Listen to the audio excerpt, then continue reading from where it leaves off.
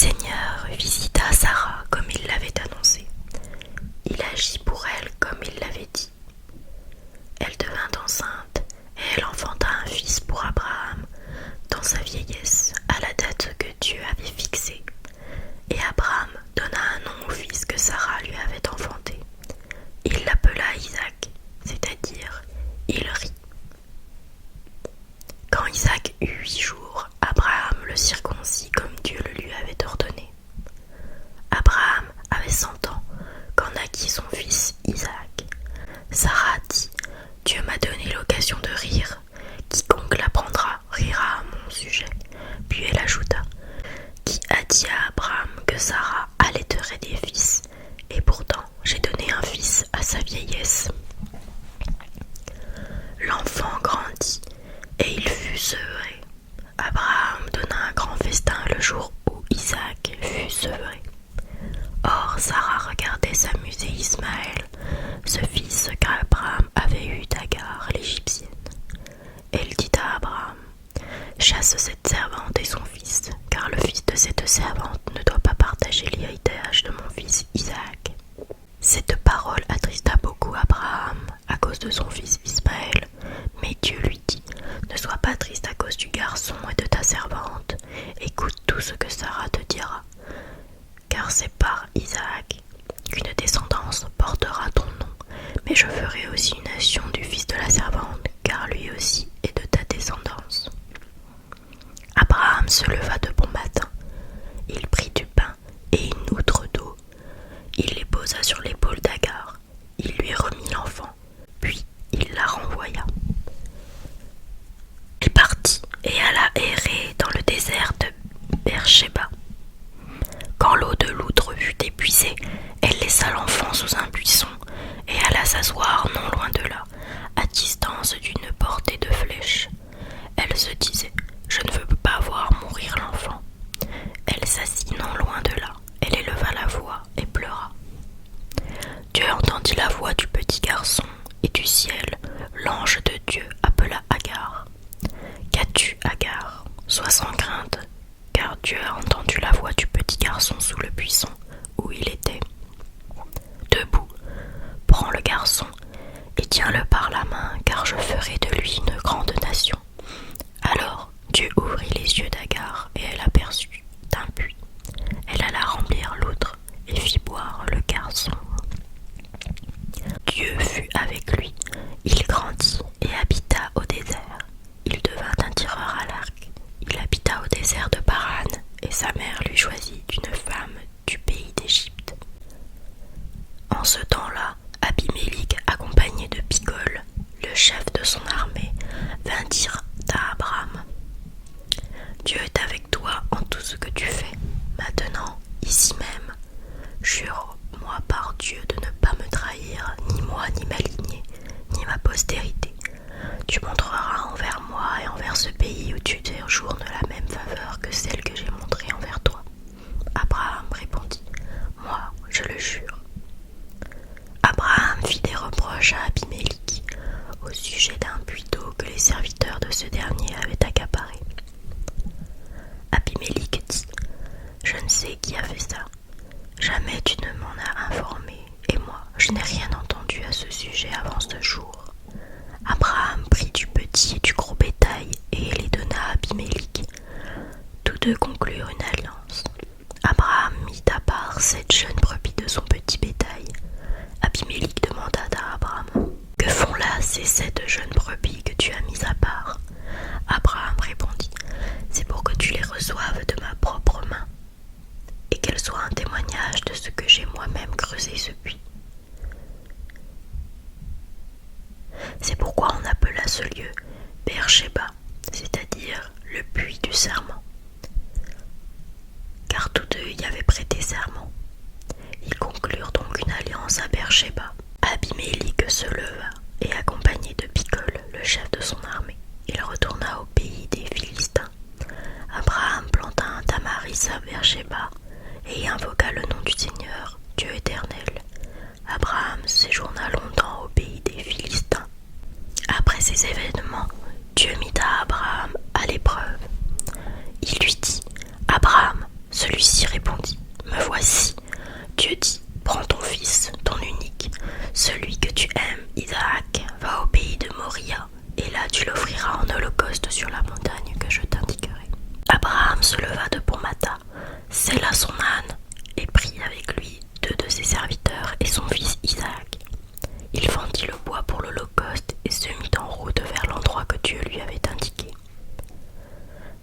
troisième jour, Abraham, levant les yeux, vit l'endroit de loin.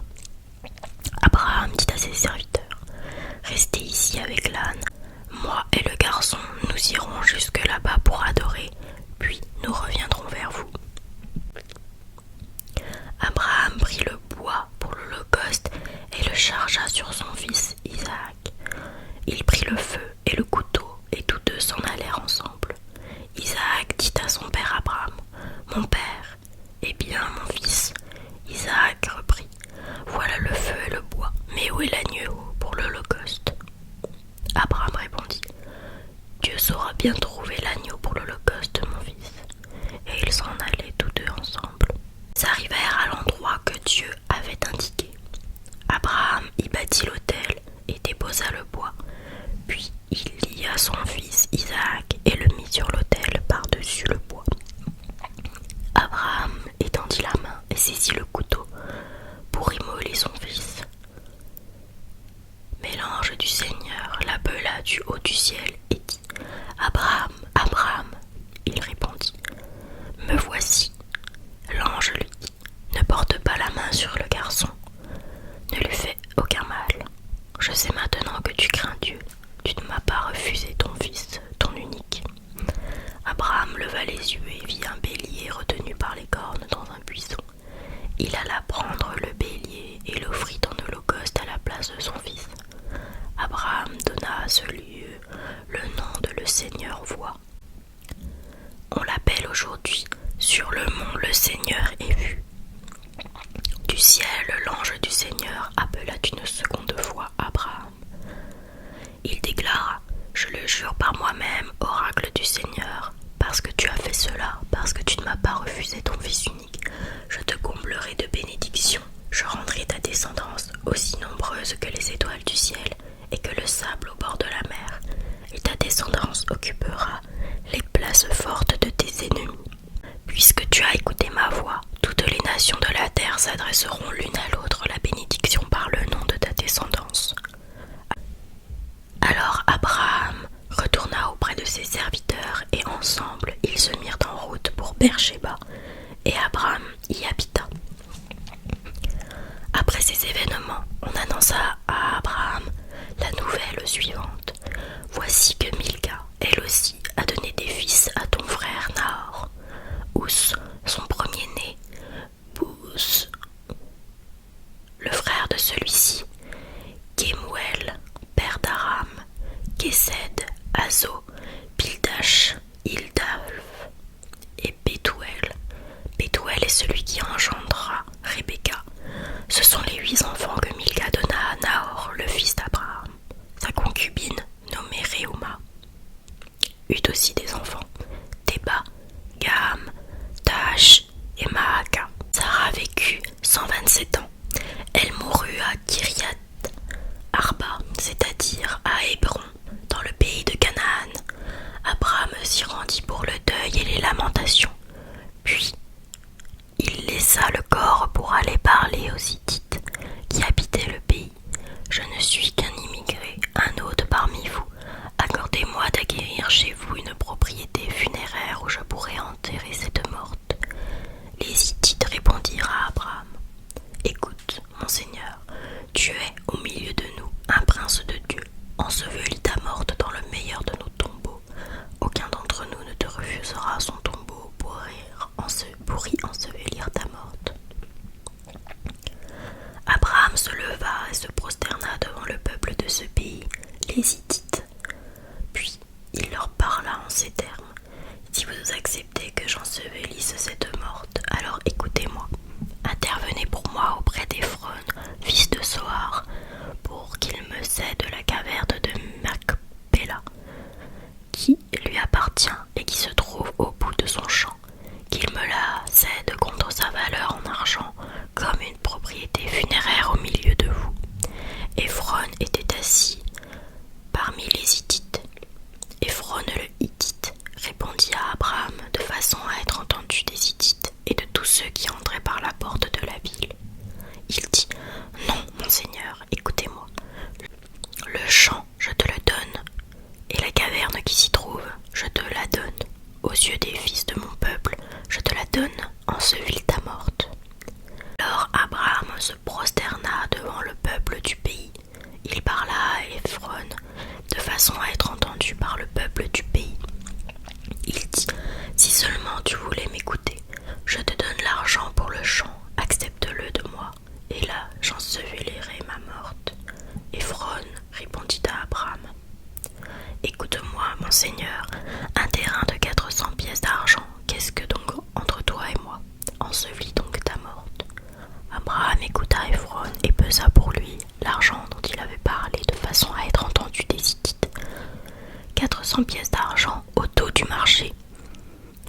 vit le champ d'Ephron qui se trouve à Macpéla, en face de Mambré, le champ et la caverne, avec tous les arbres qui y poussent sur toute sa superficie.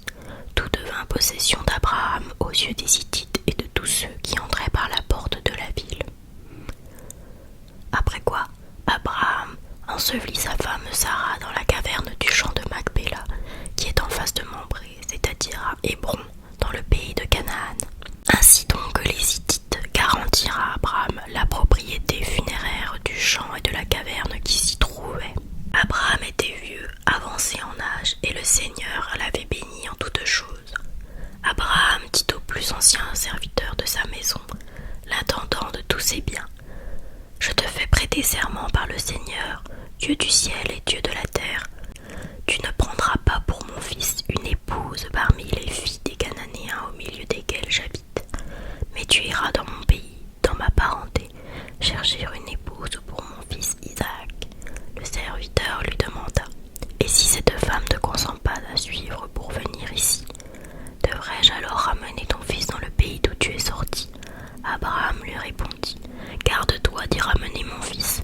Le Seigneur, le Dieu du ciel, lui qui m'a pris de la maison de mon père et du pays de ma parenté, m'a déclaré avec serment: À ta descendance je donnerai le pays que voici. C'est lui qui enverra son ange devant toi, et tu prendras là-bas une épouse pour mon fils. Si cette femme ne consent pas à se suivre, tu seras dégagé du serment que je t'impose. Mais en tout cas, tu n'y ramèneras pas mon fils. Le serviteur prêta à son maître Abraham un serment solennel concernant son affaire. Parmi les chameaux de son maître, le serviteur en prit 10, et il s'en alla, emportant tout ce que son maître avait de meilleur. Il se leva et s'en alla vers la rame des 2 fleuves, à la ville de Nahor. Il fit agenouiller les chameaux en dehors de la ville, près d'un puits d'eau, à l'heure du soir, l'heure où les femmes sortent pour y puiser. Il dit: Seigneur Dieu de mon maître Abraham, permets-moi de faire aujourd'hui une heureuse rencontre et montre ta faveur à l'égard de mon maître Abraham. Me voici debout près de la source et les filles des gens de la ville sortent pour puiser de l'eau. La jeune fille à qui je dirai: Incline ta cruche pour que je boive, et qui répondra: Bois, et je vais aussi abreuver tes chameaux. Que cette jeune fille soit celle que tu destines à ton serviteur Isaac. Je saurai ainsi que tu as montré ta faveur à l'égard de mon maître. Il n'avait pas fini de parler que sortit Rebecca, la fille de Berouël, fils de Milca, elle-même femme de Nahor, le frère d'Abraham. Elle portait sa cruche sur l'épaule. La jeune fille avait une très belle apparence, elle était vierge, aucun homme ne s'était uni à elle. Elle descendit à la source, emplit sa cruche. Et remonta. Le serviteur courut à sa rencontre et dit: De grâce, donne-moi à boire une gorgée d'eau de ta cruche. Elle répondit: Bois, mon seigneur. Et de la main, elle s'empressa d'abaisser la cruche pour lui donner à boire. Quand elle eut fini de lui donner à boire, elle dit: Pour tes chameaux aussi, j'irai puiser jusqu'à ce qu'ils aient bu à satiété. Elle s'empressa de vider la cruche dans l'abreuvoir et courut de nouveau chercher de l'eau au puits. Elle puisa ainsi pour tous les chameaux. L'homme la regardait silencieux, se demandant si, oui ou non, le Seigneur avait fait réussir son voyage. Dès que les chameaux eurent fini de boire, l'homme prit un anneau d'or pesant un demi-cycle et 2 bracelets d'or pesant 10 cycles pour ses poignets. Il lui demanda: De qui es-tu la fille? Dis-le-moi, je t'en prie. Y a-t-il dans la maison de ton père un endroit où passer la nuit? Elle répondit: Je suis la fille de Bethuel, le fils que Milca a donné à Nahor. Et elle ajouta: Il y a beaucoup de paille et de fourrage chez nous, et ainsi de la place où passer la nuit. L'homme s'inclina et alla se prosterner devant le Seigneur en disant: Béni soit le Seigneur, Dieu de mon maître Abraham. Il n'a pas cessé de manifester sa faveur et sa fidélité à l'égard de mon maître. Il m'a conduit sur la route jusqu'à la maison des frères de mon maître. La jeune fille courut à la maison de sa mère raconter ce qui Rebecca avait un frère qui s'appelait Laban. Laban sortit et courut vers la source à la rencontre de l'homme. Après avoir vu l'anneau et les bracelets au poignet de sa sœur et entendu Rebecca lui dire « Voilà ce que m'a dit cet homme ». Celui-ci se tenait debout près de la source avec les chameaux. Il dit « Viens, béni du Seigneur, pourquoi rester dehors? J'ai fait place dans la maison pour les chameaux. » L'homme entra donc dans la maison et déchargea ses chameaux. On leur donna de la paille et du fourrage, et pour lui et ses compagnons, de l'eau pour se laver les pieds. On lui présenta de quoi manger, mais il déclara « Non, je ne mangerai pas avant d'avoir dit ce que j'ai à dire. » On lui répondit « Parle donc. » Alors il dit « Je suis le serviteur d'Abraham. Le Seigneur a comblé mon maître de bénédiction et il est devenu riche. Le Seigneur lui a donné petit et gros bétail, argent et or, serviteurs et servantes, chameaux et ânes. Sarah, la femme de mon maître, alors qu'elle était âgée, lui a donné un fils, et mon maître a transmis à celui-ci tous ses biens. Mon maître alors me fit prêter serment. Il m'a dit « Tu ne prendras pas pour mon fils une épouse parmi les filles des Cananéennes dont j'habite le pays, mais jure-moi d'aller à la maison de mon père, dans ma famille, chercher une épouse pour mon fils. » Je dis alors à mon maître « Cette femme ne me suivra peut-être pas. » Il me dit « Le Seigneur devant qui je marche enverra son ange avec toi et fera réussir ton voyage. Tu prendras pour mon fils une épouse de ma famille, de la maison de mon père. Tu seras dégagé de ton serment quand tu auras été dans ma famille. Même si on ne te donne pas de femme, tu échapperas à la malédiction. Aujourd'hui, en arrivant près de la source, j'ai dit « Seigneur Dieu de mon maître Abraham, daigne faire réussir le voyage que j'ai entrepris. » Seigneur Dieu de mon maître Abraham, daigne faire réussir le voyage que j'ai entrepris. Me voici debout près de la source, la jeune fille qui viendra puiser et à qui je dirai « De grâce, donne-moi à boire une gorgée de ta gourde. » Et qui me répondra « Bois toi-même et je puiserai aussi pour tes chameaux. » Que cette jeune fille soit celle que le Seigneur destine au fils de mon maître. Je n'avais pas encore fini de parler en moi-même que Rebecca survint, sa cruche sur l'épaule. Elle descend à la source pour y puiser. Je lui dis « De grâce, donne-moi à boire. » Elle s'empresse de me descendre la cruche de son épaule et me dit « Bois, je vais aussi abreuver tes chameaux. » J'ai bu et elle abreuva aussi les chameaux. Alors je lui ai demandé « De qui es-tu la fille ?» Elle m'a répondu « Je suis la fille de Bethuel, le fils que Milca a donné à Nahor. » Alors j'ai mis l'anneau à son nez et les bracelets à ses poignets. Puis je me suis inclinée et prosternée devant le Seigneur. J'ai béni le Seigneur, le Dieu de mon maître Abraham, lui qui m'a conduit par le bon chemin afin de prendre la fille de son frère pour la donner à son fils Isaac. Et maintenant, si vous voulez montrer à mon maître faveur et fidélité, dites-le franchement. Si vous refusez, dites-le moi aussi, pour que je puisse. Et maintenant, si vous voulez montrer à mon maître faveur et fidélité, dites-le franchement. Si vous refusez, dites-le moi aussi, pour que je sache quelle direction prendre. Laban prit la parole. Lui et Bethuel déclarèrent « Le Seigneur s'est prononcé, ce n'est pas à nous de décider. Voici Rebecca devant toi, emmène-la, et qu'elle devienne l'épouse d'Isaac, le fils de ton maître. Voici Rebecca devant toi, emmène-la, et qu'elle devienne l'épouse d'Isaac, le fils de ton maître, comme l'a dit le Seigneur. » Quand le serviteur d'Abraham entendit leurs paroles, il se prosterna jusqu'à terre devant le Seigneur. Puis il sortit des objets d'argent, des objets d'or, des vêtements, et les donna à Rebecca. Il offrit aussi de riches présents à son frère et à sa mère. Ils mangèrent et burent, lui et les hommes qui l'accompagnaient. Ils passèrent la nuit et le lendemain, ils se levèrent. Le serviteur dit alors « Laissez-moi retourner chez mon maître. » Le frère et la mère de la jeune fille répondirent qu'elle reste encore avec nous une dizaine de jours. Ensuite, elle partira. Mais le serviteur leur dit « Ne me retardez pas. Le Seigneur a fait réussir mon voyage. Laissez-moi retourner et j'irai chez mon maître. » Et ils reprirent « Appelons la jeune fille et demandons-lui son avis. » Ils appelèrent Rebecca et lui dirent partir avec cet homme ?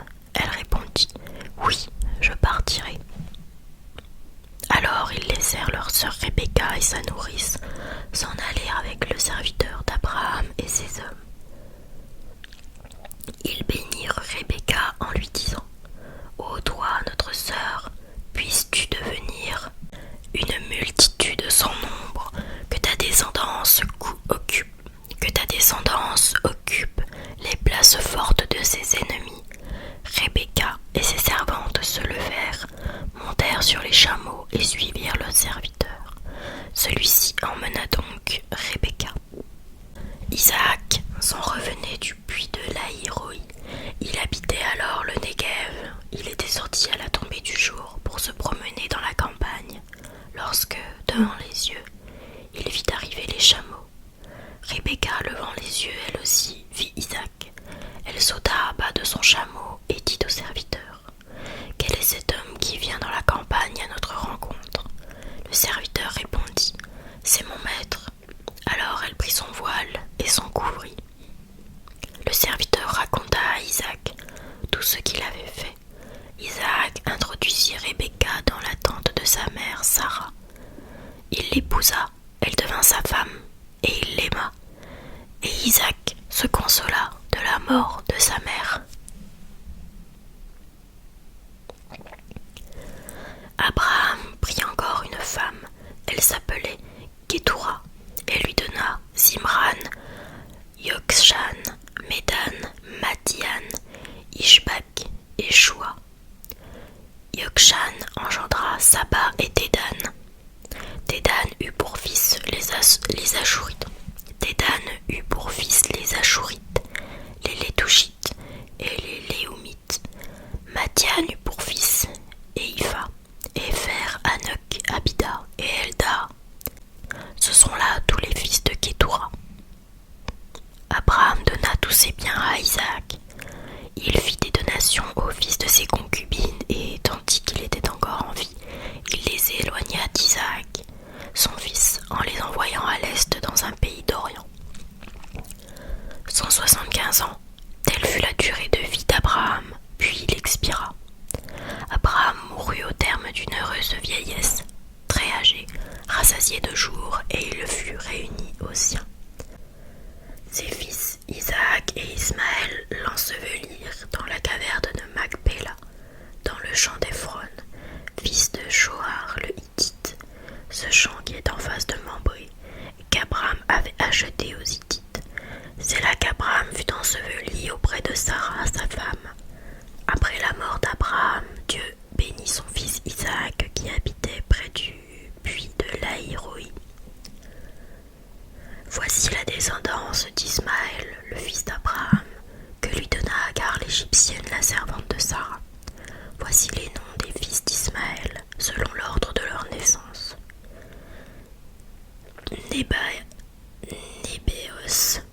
Nébéos, le premier-né, puis Kédar, Adbéel, Mibsam, Mishma, Douma, Massa, Hadad, Théma, Yétour, Nafish et Kedma. Voilà les fils d'Ismaël et leurs noms selon leur village et leur campement. 12 chefs pour leur clan. Ismaël vécut 137 ans, puis il expira. Il mourut et fut réuni aux siens. Les Ismaélites s'étaient établis de Havilah jusqu'à Chour, aux confins de l'Égypte, en direction d'Achour. Face à tous ses frères, Ismaël se coucha dans la mort. Voici l'histoire d'Isaac, fils d'Abraham. Abraham avait engrangé Isaac.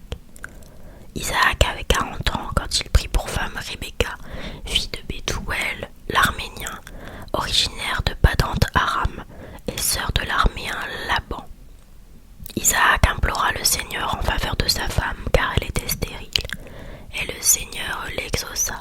Sa femme Rebecca devint enceinte. Comme ses fils se heurtaient dans son sein, elle dit : pourquoi faut-il que cela se passe ainsi pour moi ? Et elle alla consulter le Seigneur. Le Seigneur lui dit : deux nations sont dans ton ventre, deux peuples différents sortiront de tes entrailles. L'un sera plus fort que l'autre, et l'aîné servira le cadet. Le jour où elle devait enfanter, voici qu'il y avait des jumeaux dans son ventre. Le premier qui sortit était roux, tout couvert de poils comme d'une fourrure. On lui donna le nom d'Ésaü.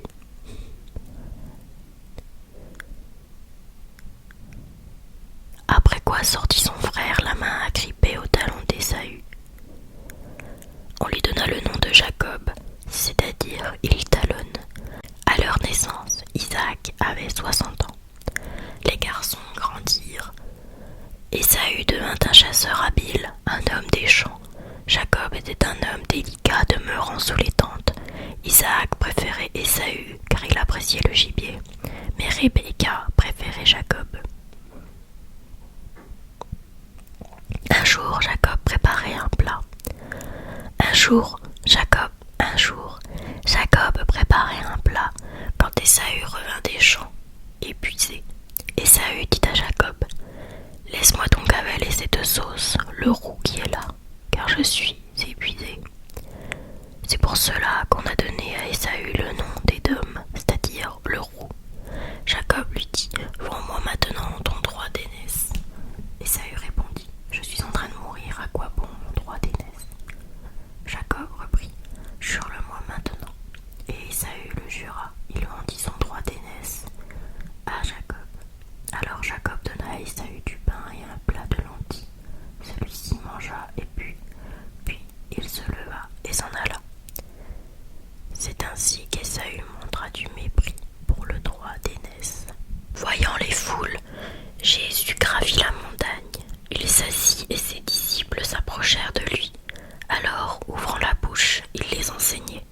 Il disait: heureux les pauvres de cœur, car le royaume des cieux est à eux. Heureux ceux qui pleurent, car ils seront consolés. Heureux les doux, car ils recevront la terre en héritage. Heureux ceux qui ont faim et soif de la justice, car ils seront rassasiés. Heureux les miséricordieux, car ils obtiendront miséricorde. Heureux les cœurs purs, car ils verront Dieu. Heureux les artisans de paix, car ils seront appelés fils de Dieu. Heureux ceux qui sont persécutés pour la justice, car le royaume des cieux est à eux. Heureux êtes-vous si l'on vous insulte, si l'on vous persécute, et si l'on dit faussement toutes sortes de mal contre vous à cause de moi. Réjouissez-vous, soyez dans l'allégresse, car votre récompense est grande dans les cieux. C'est ainsi qu'on a persécuté les prophètes qui vous ont précédés. Vous êtes le sel de la terre, mais si le sel devient fade, comment lui rendre de la saveur? Il ne vaut plus rien, on le jette dehors et il est piétiné par les gens. Vous êtes la lumière du monde, une ville cachée. Vous êtes la lumière du monde. Une ville située sur une montagne ne peut être cachée. Et l'on n'allume pas une lampe pour la mettre sous le boisseau. On la met sur le lampadaire et elle brille pour tous ceux qui sont dans la maison. De même que votre lumière brille devant les hommes, alors voyant ce que vous faites de bien, ils rendront gloire à votre Père qui est aux cieux.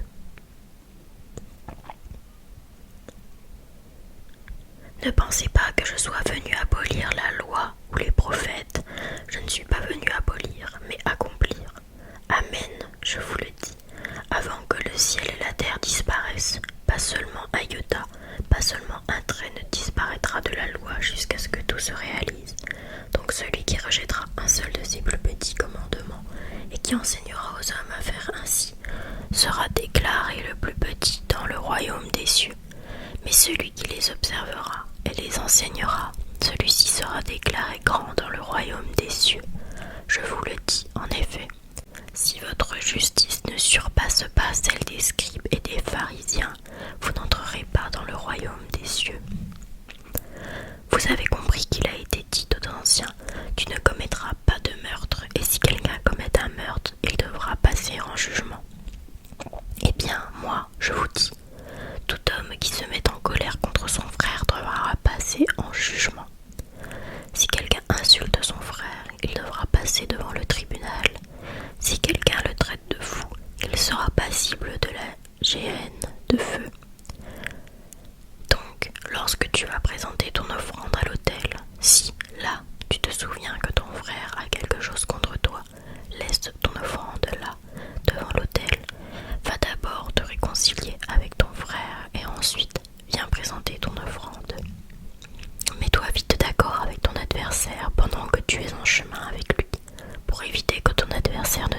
au juge, le juge aux gardes et qu'on ne te jette en prison. Amen, je te le dis, tu n'en sortiras pas avant d'avoir payé jusqu'au dernier sou. Vous avez compris qu'il a été dit, tu ne commettras pas d'adultère. Eh bien, moi, je vous dis, tout homme qui regarde une femme avec convoitise a déjà commis l'adultère avec elle dans son cœur. Si ton œil droit entraîne ta chute, arrache-le et jette-le loin de toi, car mieux vaut pour toi perdre un de tes membres que d'avoir ton corps tout entier jeté dans la guéhenne. Et si ta main droite entraîne ta chute, coupe-la et jette-la loin de toi, car mieux vaut pour toi perdre un de tes membres que d'avoir ton corps tout entier qui s'en aille dans la guéhenne. Il a été dit également, si quelqu'un renvoie sa femme qui lui donne un acte de répudiation, eh bien moi je vous dis, tout homme qui renvoie sa femme, sauf en cas d'union illégitime, la pousse à l'adultère. Et si quelqu'un épouse une femme renvoyée, il est adultère. Vous avez encore appris qu'il a été dit aux anciens, tu ne manqueras pas à tes serments, mais tu t'acquitteras de tes serments envers le Seigneur. Eh bien moi je vous dis de ne pas jurer du tout, ni par le ciel, car c'est le trône de Dieu, ni par la terre, car elle est son marchepied, ni par Jérusalem, car elle est une ville du grand roi. Et ne jure pas non plus sur ta tête, parce que tu ne peux pas rendre un seul de tes cheveux blancs ou noirs. Que votre parole soit oui, si c'est oui, non, si c'est non. Ce qui est en plus vient du mauvais. Vous avez appris qu'il a été dit, œil pour œil et dent pour dent. Eh bien, moi je vous dis de ne pas riposter aux méchants, mais si quelqu'un te gifle sur la joue droite, tends-lui encore l'autre. Et si quelqu'un veut te poursuivre en justice et prendre ta tunique, laisse-lui encore ton manteau. Et si quelqu'un te réquisitionne pour faire 1000 pas, fais-en 2000 avec lui. À qui te demande, donne. À qui veut t'emprunter, ne tourne pas le dos. Vous avez appris qu'il a été dit, tu aimeras ton prochain et tu haïras ton ennemi. Eh bien moi je vous le dis, aimez vos ennemis et priez pour ceux qui vous persécutent, afin d'être vraiment les fils de votre Père qui est aux cieux. Car il fait lever son soleil sur les méchants et sur les bons, il fait tomber la pluie sur les justes et sur les injustes. En effet, si vous aimez ceux qui vous aiment, quelle récompense méritez-vous? Les publicains eux-mêmes n'en font-ils pas autant? Et si vous ne saluez que vos frères, que faites-vous d'extraordinaire? Les païens eux-mêmes n'en font-ils pas autant? Vous donc, vous serez